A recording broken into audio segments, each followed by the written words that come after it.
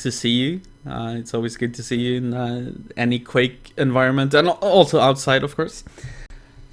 So we have QuakeCon at home coming up. Of course, there's a pandemic going on, so we cannot have it in Dallas. I know that you were at the last one in Dallas for the 2-on-2 tournament, which you won, of course, with the recall. But having a QuakeCon at home, of course, it means a lot of high ping situations. But what do you feel about the tournament? Do you think it's a good thing to still have it, or do you think that you should not have it just because of the ping differences and so on? I think it's absolutely great to have it. I mean, it's not going to hurt anything, and during this pandemic situation, a real LAN is not going to happen anyway. So it's not like we would be having any other tournaments. And regarding ping, well, that just goes with the territory. It's an online tournament. You always are dealing with ping. Perhaps this time you're dealing with a bit higher ping than what you're used to, but on the other hand, this being a worldwide tournament, you get participants from, well, basically all over the world. So we will get to see interesting games between players who usually do not face each other. Yeah, this is truly a worldwide tournament at this point. We had a similar one, Duel Mania Worldwide, back in the days that GT won, of course. Do you feel a little bit of hype, or are you excited about the fact that there are so many people sign up from all over the world, like people like Reload and GT and Bulat, like from every part of the world? Yeah, absolutely, because the Quake World scene are running tournaments quite often, but most of the time these tournaments are within one region only. Let's say Europe, Brazil, Australians have their own tournaments, so you just don't get to see these players play against each other, the best players from each region. So yeah, I'm hyped. It's gonna be amazing to see Reload finally after 20 years. After 20 years since TGI phase, let's say GT, Locust, Lokhtar, all the best in Europe, Bogo, Blood Dog in the States. So it will be good times. Yeah, it'll be fun to see how he fares against them. Even though it's going to be hyping, of course, we cannot bring everyone to a LAN tournament at this point because of the pandemic, but we will still get to see them play as long as they stay alive in the tournament, of course. This is a dual tournament, and just to follow up on the first question, I know that you're not a very big fan of dual tournaments. How much money would it take for you to sign up to a dual tournament? What would the prize pool have to be? I don't know. I'm putting you on the spot here. I know that. Yeah, there's no set prize, but for example, I played the dual tournament at QH in 2017. It took us some convincing, though. I'm not sure it was that much about convincing. I don't know. I was mentally prepared, or felt like, or at least thought that I felt like doing it. I still hated playing the tournament. Enjoyed winning, but hated playing it. I can't say a sum. Like, there's just no amount of. It's funny because I remember, first of all, you were having a monitor issue. You didn't like those new 240 hertz monitors, so you managed to get one of those old CRT monitors, I think. They weren't 240 hertz monitors, though. Those were the kind of the ones provided from DreamHack, right? Yeah, 120 hertz, but they weren't even real 120 hertz. All right. Yeah, and anyways, I do remember after the first night, we were talking to you and convincing you to sign up for the one-on-one. So I know that it took a little bit of convincing, but it's always fun to ask you how much money it would take for you to sign up for a dual tournament. But of course, you are Milton. You have you are arguably the best player this game has ever seen, so it's always nice to see or hear your opinion about everything. So let's move on to question number 2.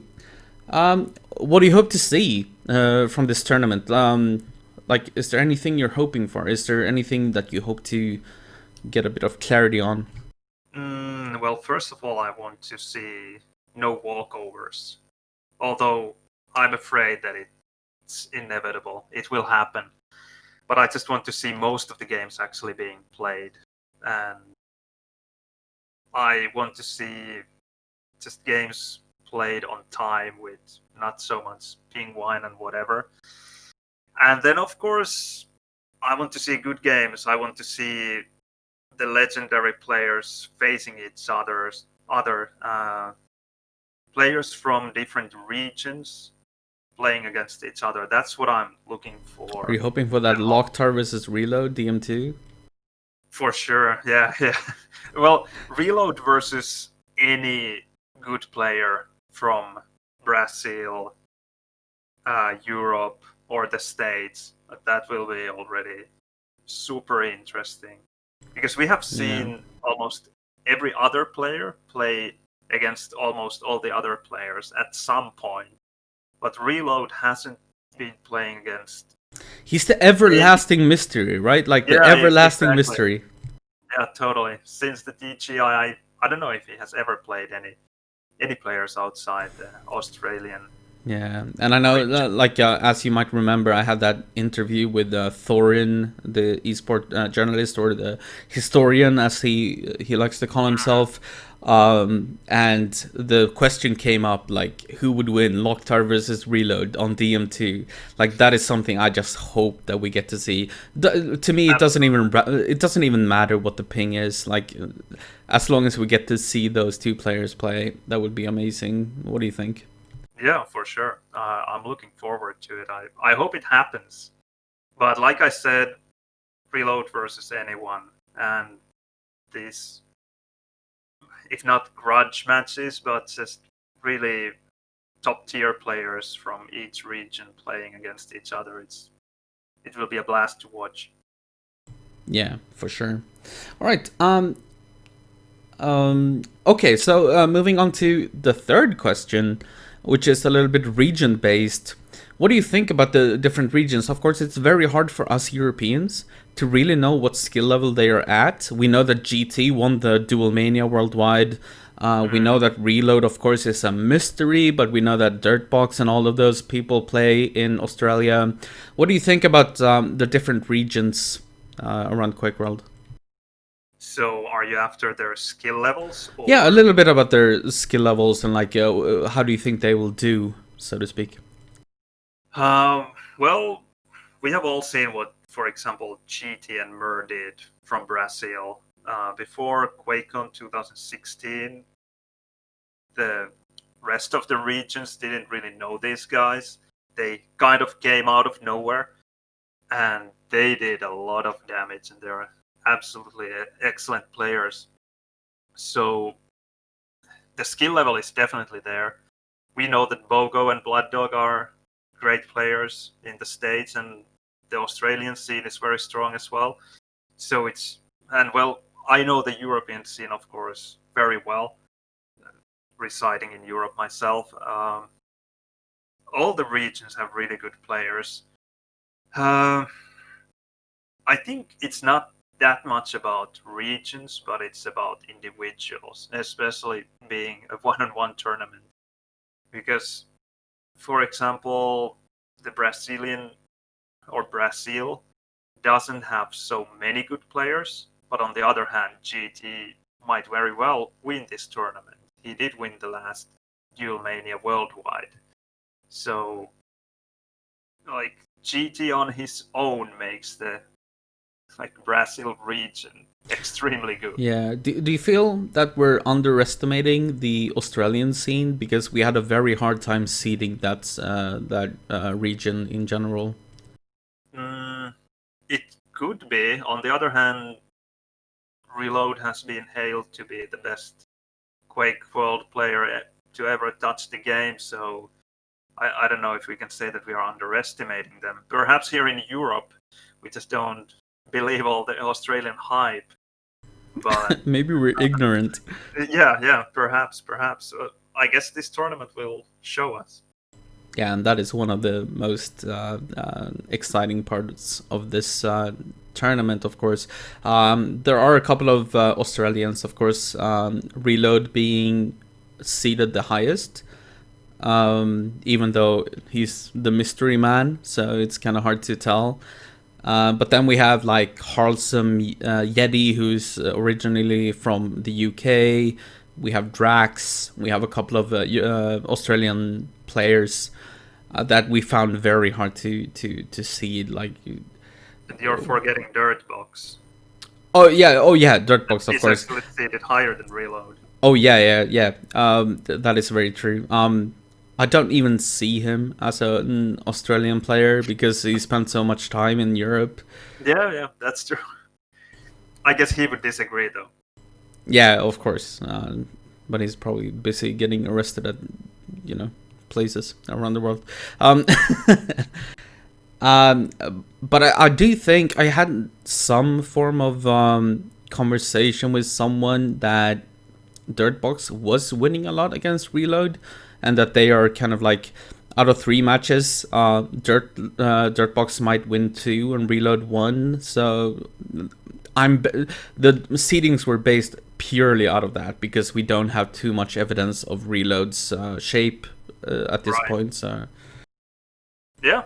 What do you think about it? Like, we all know that Dirtbox is good, but do you think that seeding was correct? It's impossible to tell. Yeah. We already talked about this earlier, but just because we haven't seen the Australians play against any other region, or at least not much. And, well, if you have heard that Dirtbox has been beating Reload more than Reload has been beating Dirtbox, then I guess it's fair that Dirtbox is seeded higher, but then to seed the Australians against all the other regions, that is extremely difficult, because just by watching demos or even live play, it's just, you can't judge anyone's skill level very well based on that when a player is playing against another player whose skill level you don't know. Thank you so much, Milton. I only wanted you to say that because I've been getting a lot of questions about the seedings, and in the end of the day, seedings are just seedings. Like, as long as you win the games, you're fine. Just win the games, and you're well off. Yep. All right. So to round this off, of course, this is supposed to just be a short interview. Of course, we did go a little bit over time. It's almost 10 minutes now. So the most difficult question of all. Who do you see in the top 5, and do you have a favorite to win the entire thing? Well, it is difficult indeed. I think you have actually done a very good job with the seedings. When I look at the names here, you have GT, Bogo, Locktar, BBS, and Locust in the top 5. And that very well could be the top 5. Outside of that, there's Blood Dog. Perhaps with the ping advantage, he could do some damage. Although I know he's used to it, yeah. Yeah, and like he's in Canada at the moment, so he should have a bit of a ping advantage. This being an American tournament, so that could work in his favor. Although he is in Canada at the moment and he doesn't have access to his normal computer. Yeah, he's usually in Boston, right? I think. Yeah, that's what I think. So he doesn't have his, the computer and the normal setup and I don't know about keyboard and mouse if he has those, but anyway, he doesn't have his typical setup, so that might hinder him a bit. Bullet has been out of shape in my opinion. I can't see him being in top 5. But then outside of your seeded top 5, perhaps Reload can surprise us. There is Makisum, the Norwegian player, who has done really, really well. He's extremely impressive in my opinion. Yeah, BPS has been complaining about him a lot because he's really become really good at the game. Yeah, he's really excellent. His problem might reside in the TB3 maps, DM2, DM4, DM6. Maybe not DM6 anymore so much, but I think his DM4 is a bit lacking, and I'm not sure about DM2 though. Maybe he has been practicing it, but his airwalk is really good. His Setien is really good, so perhaps he can pull off a surprise for us. Alright, so if you have to do a like a super wild guess, of course, it's so hard to tell. But give me your top 3, 1, 2, 3 of the tournament, the ones that you think. This is a more interesting question. 1, 2, 3. It's a wild guess, of course. Yeah, but it is. Let's say GT, just because he can handle the high pings so amazingly well. Locust second, then